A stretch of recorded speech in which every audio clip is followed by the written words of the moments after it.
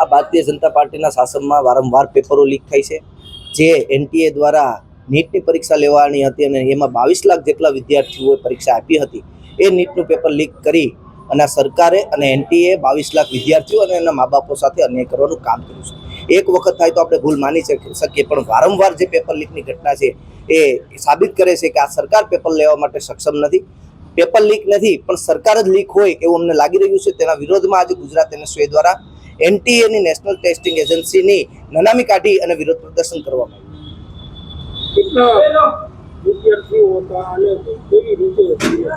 આ જે ડોક્ટર માટેની એક્ઝામ હોય છે એમાં 22 લાખ જેટલા સમગ્ર દેશના વિદ્યાર્થીઓ હતા।